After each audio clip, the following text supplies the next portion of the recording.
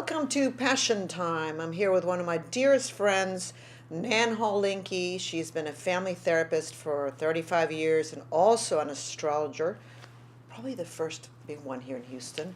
And she's going to share today pearls of wisdom on different areas of life, whether it's relationships, health.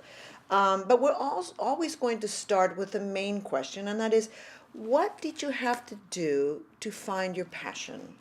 Nothing. I was born passionate in a family that said, be yourself, do what you love. My father, as a little girl, said to me, what are you studying? And I told him, and he said, do you love it? Are you good at it? And I went, no. And he said, find what you're good at and you love. That's the only thing you'll do well enough, long enough to succeed. And you learned about passion early on, early. and that's a great thing for parents to do, right? Yeah, but parents don't do that anymore. And that could be another topic. But in my day, I was able to come home from school and have hours to do whatever I wanted to do outside and wander around and then come home. And it was always about whatever you enjoy, whatever you love. Yeah. And so in my family, I had a kind of an unusual experience for the 40s and 50s. My father said to me, you can be the third generation female entrepreneur in our family. Wow. And I went, I don't even know what that is. And he said, just do whatever you love. So he was my great supporter and champion. And so it was easy for me to know what I wanted to do, because when I was 9 years old, I went to a lecture and there was no seats. And so I had to go sit down front and look up at a medical missionary to India. And I was never in doubt I was going to heal. I just thought I was going to be a doctor and travel. I didn't know I was going to be an astrologer, psychotherapist, Jungian ritual psychotherapist in Houston, Texas, because my family came as a result of my marriage, and so I said, I can't leave him. Wow, so you became a healer. I became a healer. And you're one of the wisest people I know, and that's why I asked you to share your pearls of wisdom. And one of the things that you taught me a lot about is relationships. What's a healthy relationship and what isn't? And this is because that impacts our lives more than anything. I think it's the most important thing that we know about. So I would say this, you can't have a relationship until you become comfortable with yourself and know yourself. And that takes about 30 years. That's why relationships under the age of 30 are just works in progress, and it's really about reshaping us and letting us know what we don't like. So when we get to be close to 30, we need to know that opposites attract, then they attack. And it's not a good idea, right? No, it's never a good idea. And so what I say to people is, ask yourself, what are my 5 strongest character traits? Anybody I have a relationship with needs 3 of them. What are my five strongest interests? Anybody I have a relationship needs to have 3 of them. And then, through Jungian psychology, we learned about the presence of the shadow, which is what we don't understand because we are not that. And that has a compelling power to attract us, engage us, and reshape us and teach us. So if we'll look at what hasn't worked in our life, then we're going to know what will. So you know that people are in a stage of self-acceptance and self-knowledge when they choose people who are like them. Right. Compatibility. Yeah, not so much compatibility as supportive understanding. Now, there's a whole lot of information to me about people's past has a big effect upon their future. And so in relationships, it's always good to say, here's my La Brea tar pit where I got in the swamp in life, and this is what didn't work for me. Okay. So that we know where each other's hot buttons and irritation spots are. And so that way, when we care for each other, it's real important to kind of avoid that.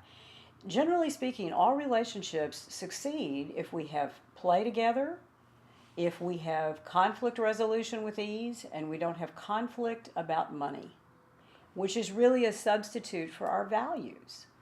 So conflict resolution is the thing most people do not know how to do, and one of the things I was trained in because I knew it was really important. Right. And I created a class called Communication as a Power Tool, which is really based upon connecting and dealing with conflict resolution. It's funny that you mentioned that because one of my nieces is getting married, and I said, you need to read all the books there are about money and relationships and what you need to know before you get married. Yes, and get counseling. You know, when you ask what are my pearls of wisdom and why am I wise, it's because I had a nervous breakdown at 21, and for 51 years I've paid people to help me get weller and better and wiser.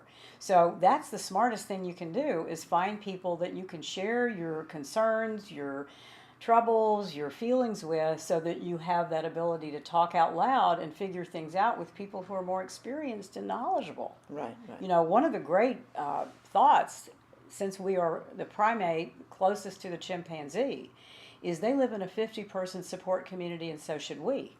So the compulsive self-sufficiency and isolation and the heroic, I can handle that, or how you go crazy and make mistakes. Right. It's So so important. So it's really important to have a trusted group or tribe of people who are caring for you and knowledgeable and tried and true, so that you don't make mistakes. Another thing that you know a lot about, and you share with me often, is about physical health. Some of the things that we should be aware of and what we should do to keep ourselves healthy. The first thing I believe is the most important thing to health is rest and sleep. Beautiful. I've spent 46 years practicing yoga. And what that taught me is you're supposed to have activity and then rest. You do it in your asana practice, you should do it in your life. The last 20 years, sleep has been very well studied to show that it makes people healthier. And here's the big news of the day: you need to give the brain a rest. And you need to prepare for sleep.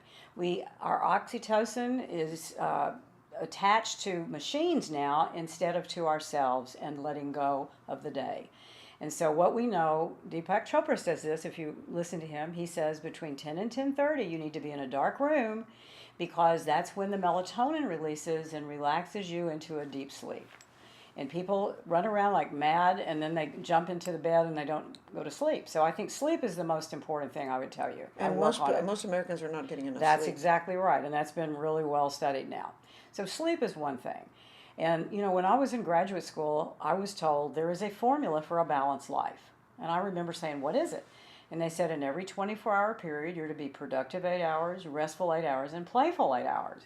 And I said, I don't do that. And they said, it shows. So as a behavioral scientist, I said, I can quantify a plan, since I know it takes 7 years for every cell in my body to die and be reborn. And it takes 3 months to establish the beginning of a neural pathway. So I created a plan for myself where I began a 7-year process of learning to play for 7 hours a day. Wow, what do you do to play? I listen to music when I'm getting dressed. That's called dress up lady time. I like that. You know, everything I do is play. I don't limit myself to 8 hours, because I figured out that I had not done that for 35 years, and I owed myself so much time I could do as much as I wanted and never pay myself back. Right. So, you know, that's part of it. The other thing is, please don't eat the way most people do, on the run, in your car, fast food. There is a wonderful, peaceful, healing energy to cooking, smelling, and dining. And, you know, some years ago when I was trying to improve that part of myself, I read a wonderful book on the digestive wellness plan. And it said that you need to take 20 minutes to eat your meal, and if you can't, you need to sit on your hands. I said, I'm not sitting on my hands. So I'm going to take 20 minutes to eat. So I got a timer. And I would eat for a few minutes, and then I would pause. And then I would eat for a few minutes, and then I would pause, until my body learned what 20 minutes felt like. And it was amazing how much better I felt, how much less I ate, and how my digestion improved. All right. Well, those are great pearls of wisdom, Nan Hall Linke. Thank you so much for joining us. Thank you.